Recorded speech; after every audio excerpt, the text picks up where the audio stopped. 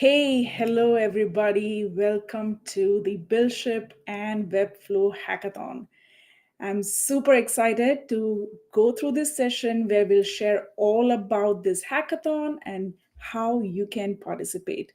So, we have lots of people streaming in, so we'll kickstart this session shortly. But in the meantime, just add a comment saying where you're tuning in from, which country, which location. We have such a wide variety of users from across the world, so we love to hear where you're tuning in from today.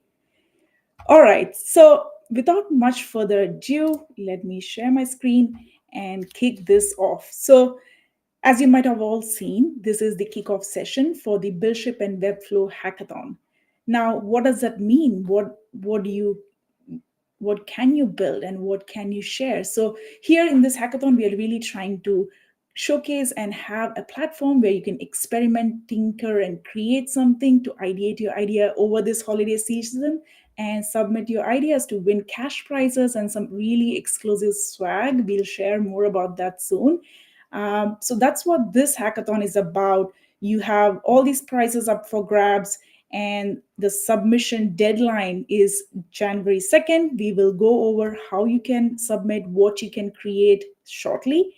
And roughly, you have this entire month of time during which you can experiment and build. The judging criteria for this is quite simple. It's very open ended in the sense that you can build any idea. All that we want you to do is learn and experiment and showcase your skill set in different ways. Either it can be super creative, something visually stunning, or it can be something technical and goes deeper. Obviously, we don't want it to work with errors, right? Like it has to work without errors, and a few more judging criteria like how impactful that is and how practical it is for real world use cases. We have all the information about the participation rules and things like that in the website. We have linked that as a comment below this video wherever you're watching, especially if you're watching this on YouTube. And all you need to do right now is to sign up so that you can keep getting all the relevant information as this hackathon progresses. We have a bunch of live streams coming up where you showcase how to build apps cases.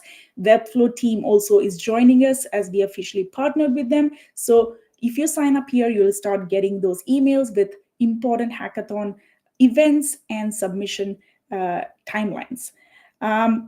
So yeah, we have a few events already lined up, one coming up next week and a couple more later. I'll go over what these are shortly. But overall, that's it. Like, we have tons of resources if you're a beginner to get started to understand what this is. And if you're a bit more of an expert, you can dive right in to start experimenting right away. Now, the agenda for this meeting is to introduce you to this hackathon and showcase what can you build with some examples.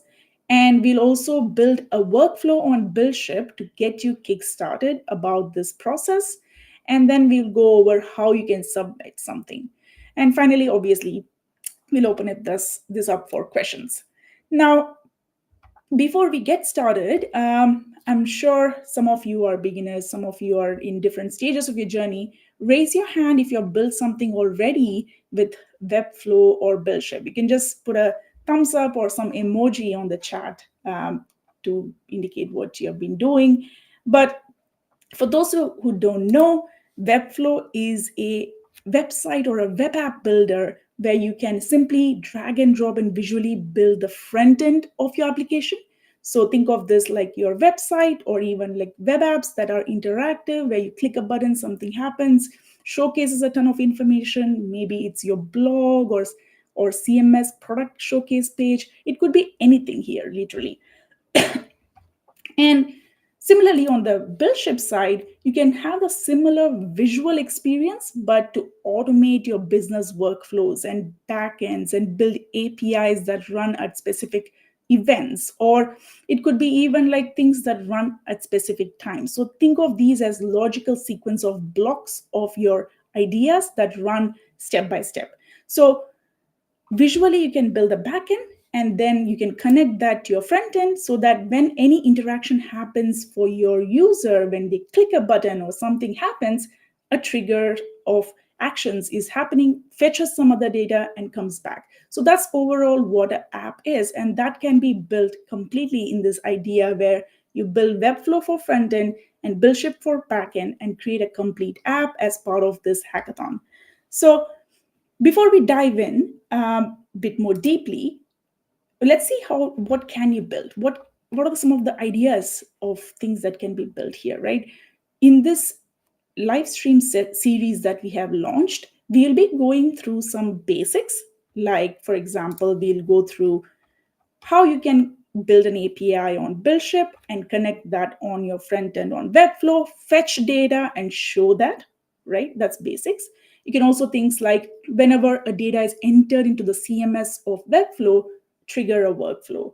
Or when something happens on Webflow, like a form is submitted or button is clicked, do some other action or fetch some data and display it. So those are some of the things we'll cover. But we'll also be actually building a Who's the Murderer detective game.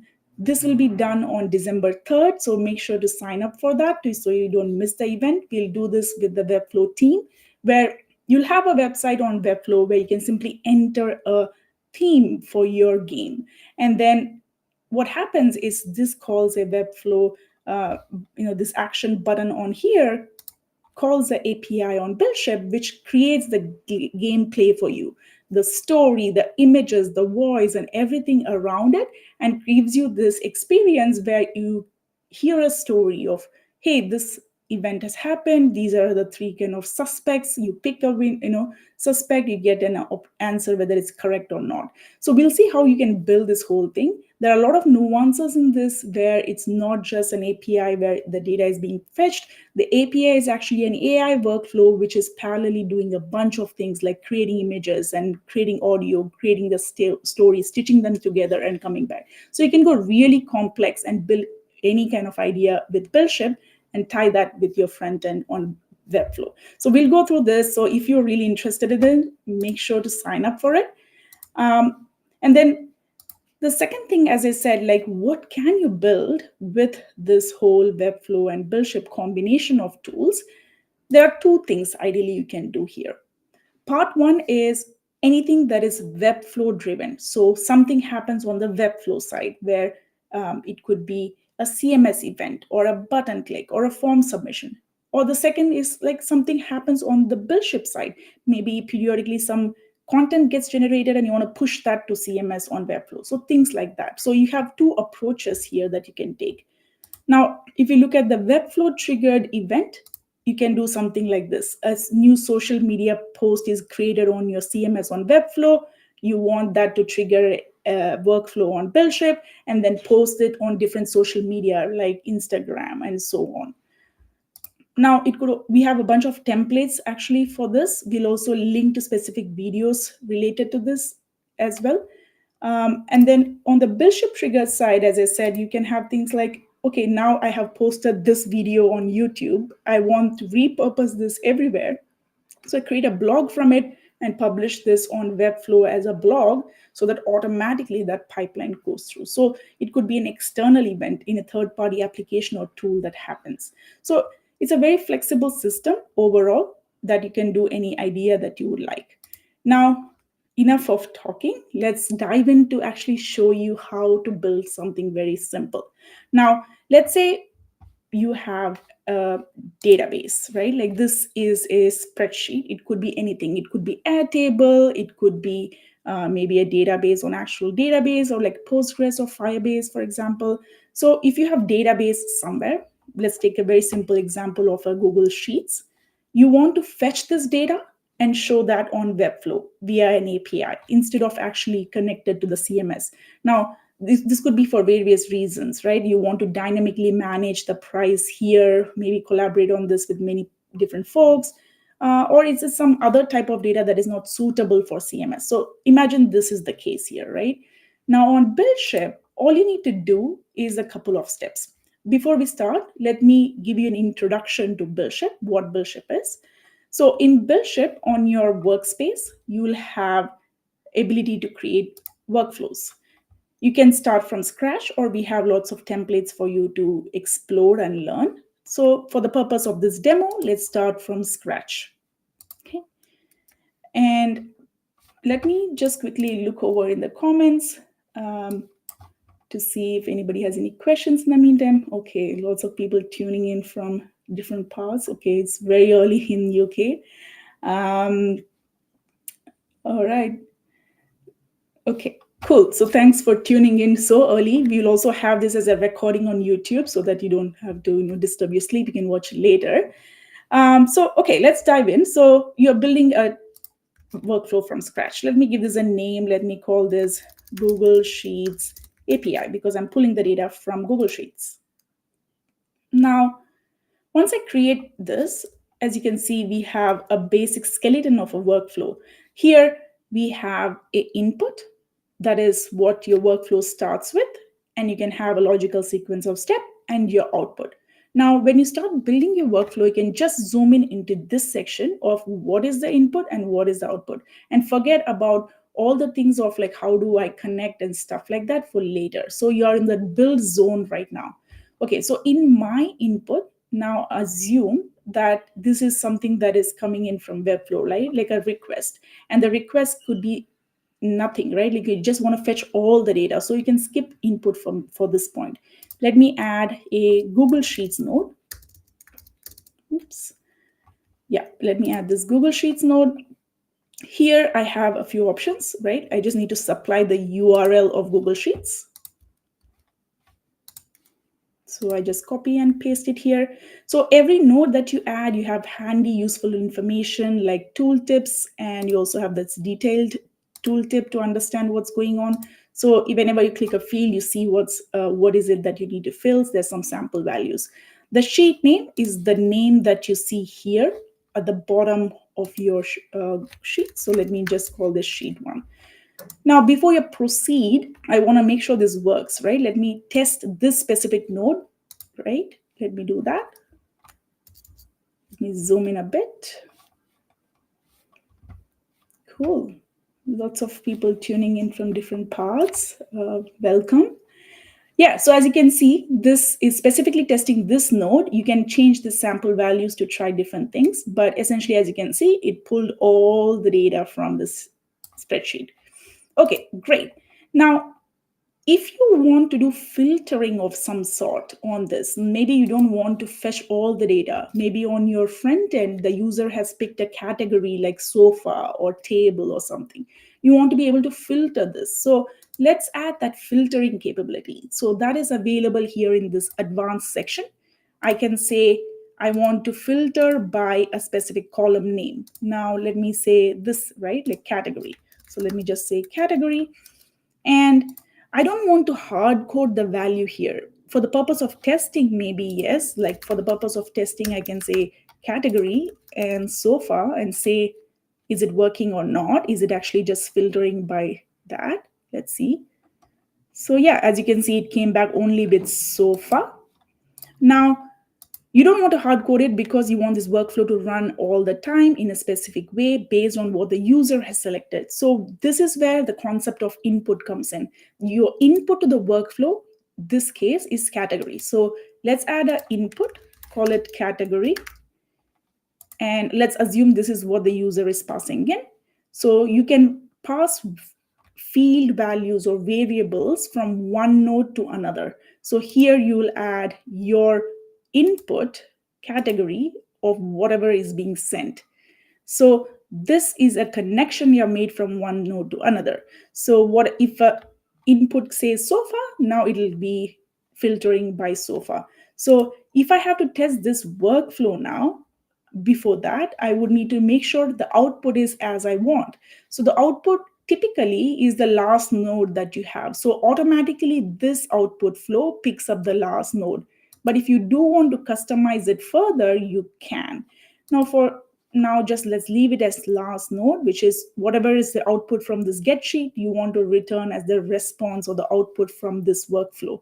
So let me test this entire flow, not just the Google Sheets. So let me click flow, and I can give category.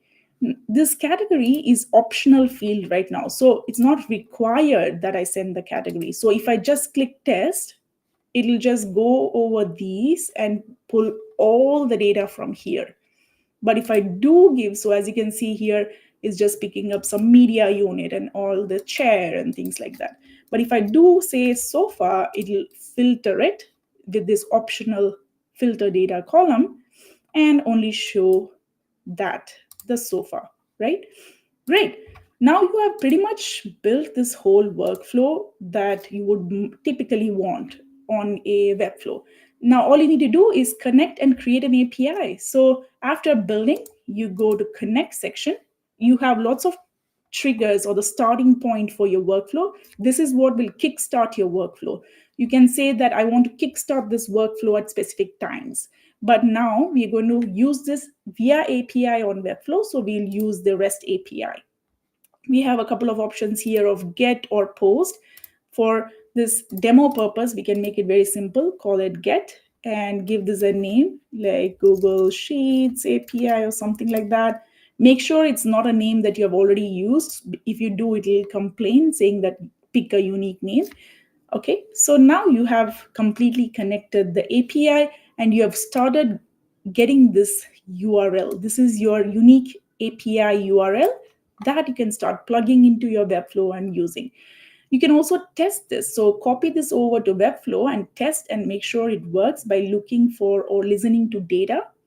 And before you actually use it in production kind of environment, beyond this testing purpose, you would need to ship, right?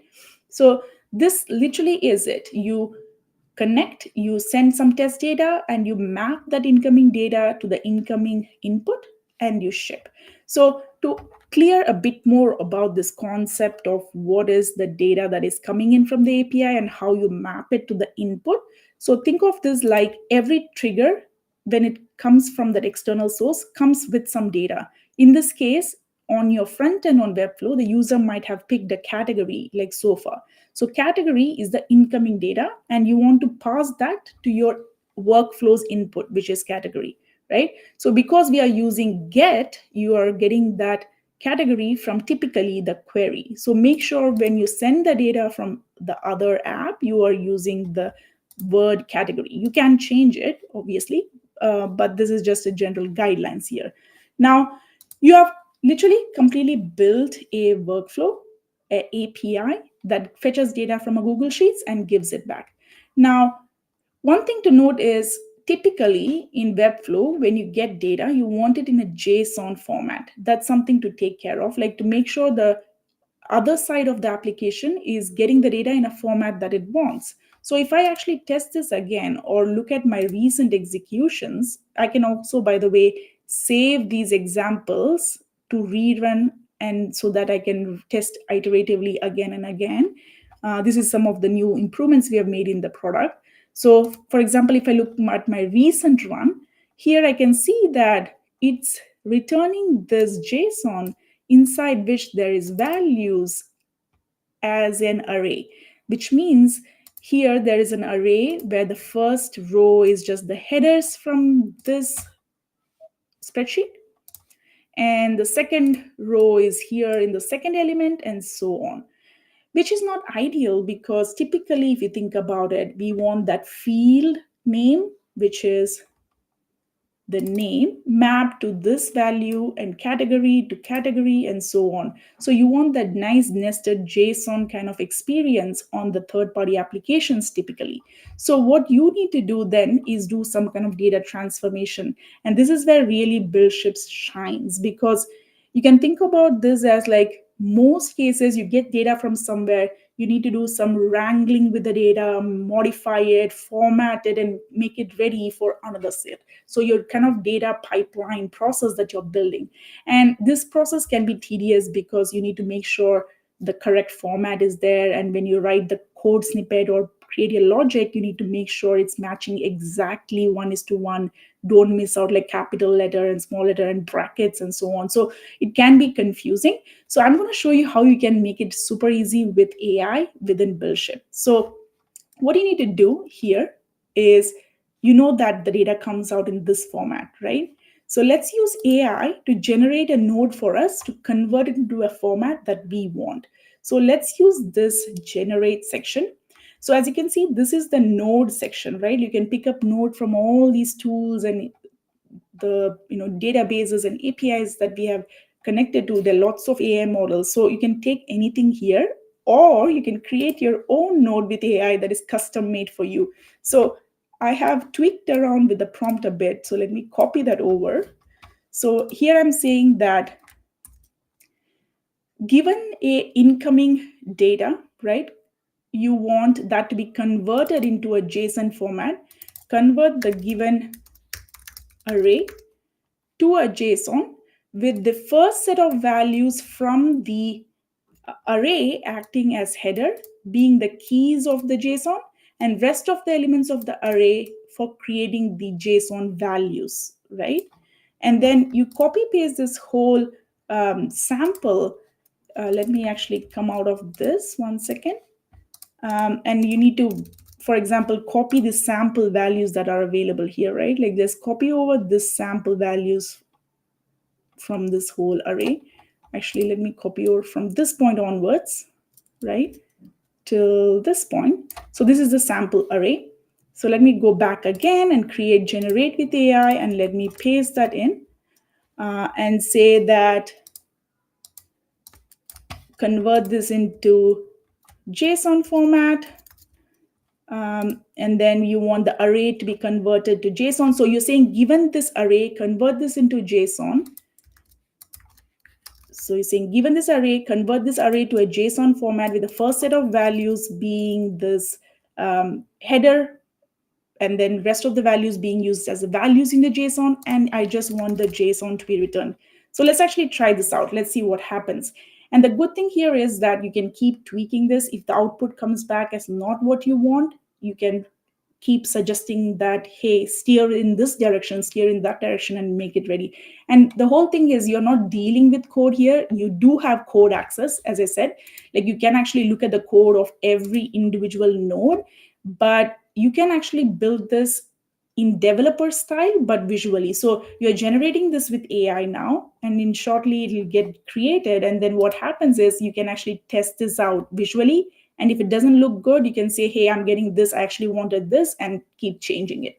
Now, as you can see, it came back. Now let's test this specific thing, right? It says that given an array, let's actually look at the code. So it's doing a bunch of things, right? You didn't write this code, but it's actually doing this where given an array, it is actually transforming into JSON, right?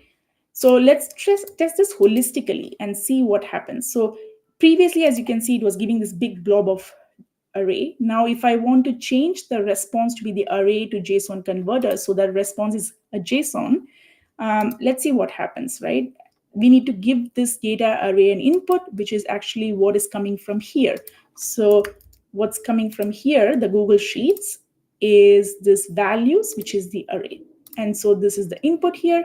And if I test this, let's see what happens.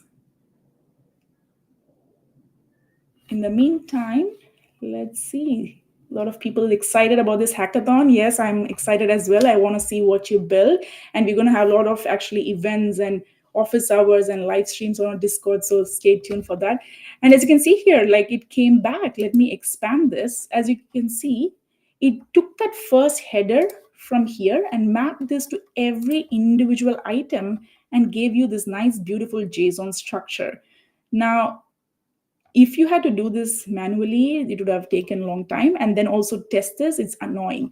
Like, here you were able to test this visually, and that I find is super fun. Like, I do all my coding this way now. So the thing is, if this response was not what you wanted, you can literally go back to AI and say, hey, I wanted something like this, but this is what came back. Here's what it should look like. You just give it as much prompt as you want, and then generate with AI, and it tweaks it for you. Now, our first shot itself came back perfectly. So this is great. So as you can see, now we have built an API. Here is your API's endpoint. It is actually shipped. I can ship the changes again because I made some changes since then. And this is fetching the data from Google Sheets. And then the data that it gets is actually massaged and made better in a JSON format that is useful somewhere else. And that's it. Now you have an API that you can now use on Webflow side. So this live stream is just to give you an idea and kickstart this thinking process in you of what can you build, right? So this is not an in-depth workshop. We do have an in-depth workshop coming soon next week on how you can take this API that you just built and plug it into your Webflow site here. We actually made a video like this already. So for the part of how do I take this API and put it in Webflow and fetch the data and show it, we already have a video actually. Let me ping that right now on the chat so you have it handy as well. But we will do that again in a much more deeper workshop next week. So make sure to sign in for this, right? And the interesting thing about this workshop is going to be that you will also see how to get images. So here we have all the text-based things, kind of boring. We can also generate images, maybe for using AI, or if you have data set somewhere, you can generate these, show it in a card format, plug it into data, and then we'll also add this advanced option of adding filters here, so people can pick a category and this data will dynamically changed based on that. So all that is going to happen on this workshop. And as I said, we'll also cover this game thing on December 3rd with Webflow team. So sign up for that. So in this session, this is where we're going to stop from the point of view of showing what you can build. But as I said, this is an introductory kickoff session. We have lots of templates here for you to play around with. And one of the big changes we have made this time on V2 BuildShip V2 is you can clone any number of workflows. There's no limit on the number of workflows you can clone and experiment. Only the things that you actually ship and connect count towards your plan. So you can be in the free plan, you can clone as much as you want, you can build and ideate and so on, and then you can only ship the ones you really want for the purpose of this hackathon. All right, so that's what you can do. And coming to the point of what and how you can submit. So when the submission for this hackathon is going to happen via two things. One is you create this workflow on BuildShip. Maybe your idea requires multiple workflows. So what you can do is you can create a folder, maybe call this hackathon folder or something like that, right? And then put all your workflows inside it like that. Just drag and drop, and you can have as many workflows as you want. You can give this some useful, suitable name. Maybe you're building an idea for, I don't know, like a game, right? Like just give this a name. And then what you can do here is inside here in the folder, create a README. README is just a handy notes kind of section where you can give this your name of your app that you're building. Just call and give this a hashtag BuildShip Webflow so that we know that is coming from the hackathon. Then provide as much information as you would like. For example, hey, this is what I'm building, how to use. Here is the link to the Webflow website and the template on Webflow side, and a 1-minute video that you can embed here. Maybe it's just explaining or showing what you have built and just quickly walk through what you have built. So that's kind of what you need to do for creating the submission. And once you are done creating, at the top folder level, just click publish to community. So this will be published to the community. You can create like a profile for yourself. So if I go back here, so yeah, you can just submit to the template, give this template a name and all these kind of things that you can fill, and you just submit for review. So that's roughly what the submission process is. We are going to open up the community library soon. So it's going to be super exciting because not just participating in this hackathon, you also get to publish to the wider BuildShip and Webflow's marketplace community of templates. So we will be showcasing the top featured ones very soon, and also the Webflow team. So that's super exciting to get wider exposure and audience for your idea. And so, yeah, as I said, just create the README, include info about your Webflow website. Maybe it's a URL and your 1-minute video, and publish the BuildShip community. So that's it pretty much. And we have a special Discord channel I will post a link for that now. Yeah, so you just head to buildship.com/discord. On the events section, we have the special Webflow BuildShip Hackathon channel where you can ask any questions you have throughout this. We have team readily available to help and support you in terms of answering your questions. We'll also create some office hours where you can collaborate with others as well as the team. So we are super excited to see what you will be building as part of this hackathon, and we would love to take some questions now. Yeah, let me go over to the comment section.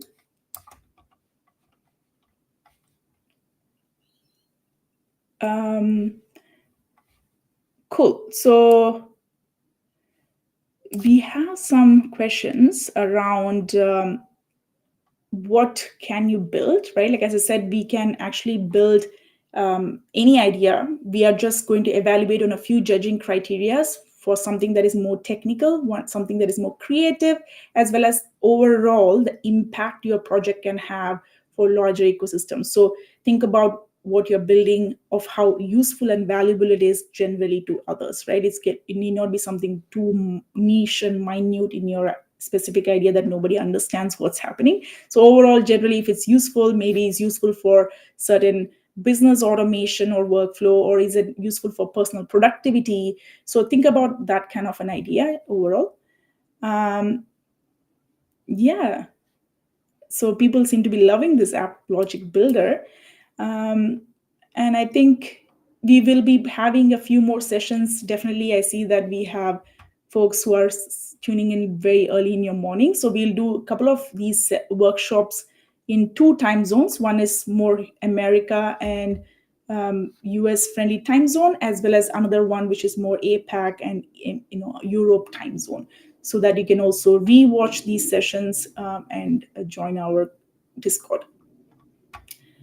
Cool. So that's it then. We will wrap it up for today. And I want to wish all of you all the best for this hackathon. And we are excited to see what you build, and we'll be supporting and rooting for you.